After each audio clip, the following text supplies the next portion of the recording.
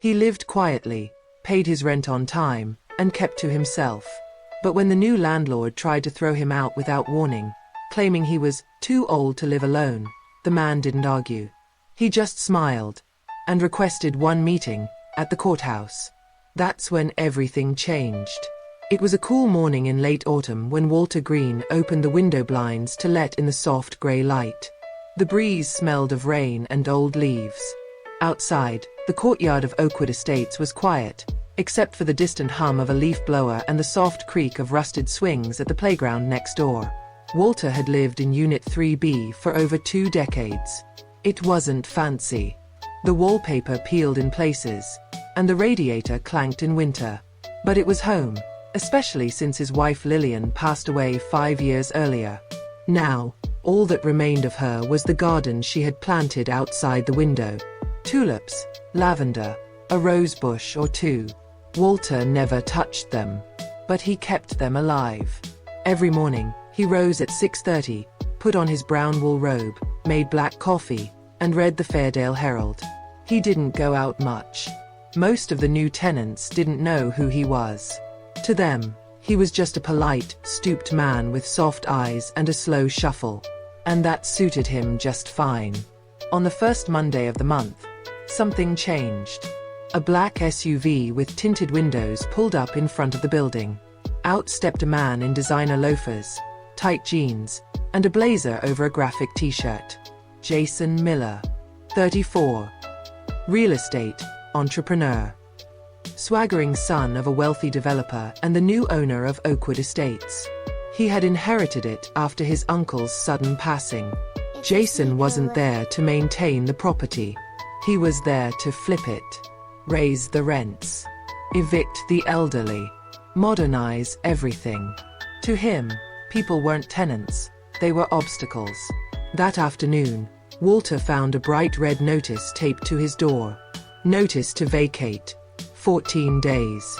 This unit has been flagged for repurposing.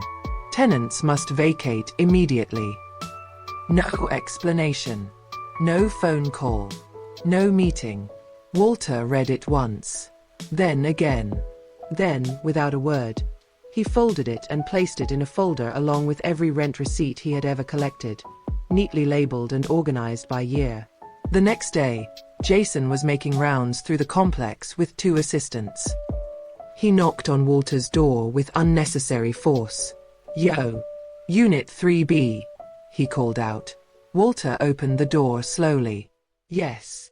Jason smiled wide, the kind of smile used on waiters and service workers. "Hey, big guy. I'm the new owner. Just wanted to give you a heads up. You've got 2 weeks to move. Building's going upscale, you feel me?" Walter blinked. "I pay on time. I've never had a complaint. Why am I being asked to leave?"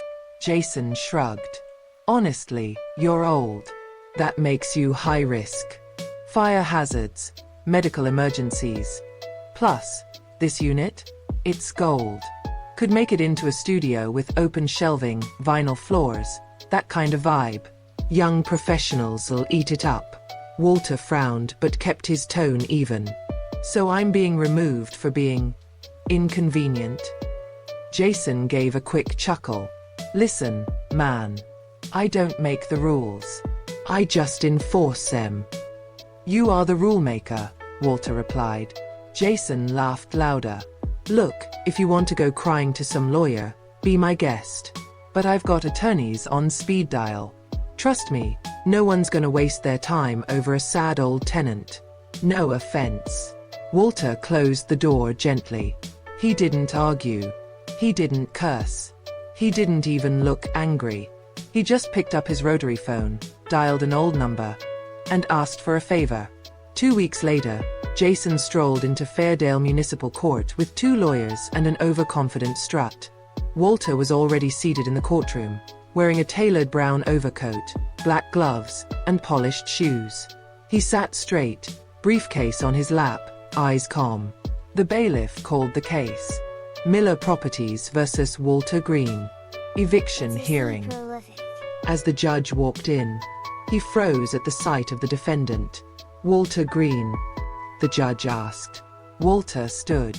Good to see you again, Thomas. Jason smirked. Wait, you know him? The judge removed his glasses, smiling in disbelief. Mr. Miller, allow me to introduce you to retired federal judge Walter Green. He's not just a former tenant. He trained half of the judges in this courthouse, including myself. He served on the bench for 33 years. Civil Rights Division. Appointed under President Carter. This man is the law. Jason paled. Walter stood up, walked to the podium, and opened his briefcase. He pulled out a thick folder, evidence, documents, receipts, photographs, and a bound copy of the Elderly Tenant Protection Act he had helped co-write nearly a decade earlier. I have every rent receipt for the last 22 years, Walter said. Never missed a payment. Never late. No complaints. And yet, I was issued a no-cause eviction notice under a policy that violates this city's landlord-tenant ordinance. Furthermore, he tapped the bound document. This eviction is a direct violation of Section 3, Paragraph B, which prohibits involuntary removal of senior tenants without due process, proper cause, and relocation assistance. The judge nodded, visibly impressed. Jason's lawyer leaned in and whispered, "We need to pull out. Now." But it was too late. The judge leaned forward. "Mr. Miller, you will withdraw the eviction notice. Effective immediately. You will also attend a mandatory housing rights training. In addition, I'm forwarding this case to the state's Fair Housing Commission for further investigation. If Mr. Green chooses to file a civil suit, I believe he has grounds." Jason looked stunned.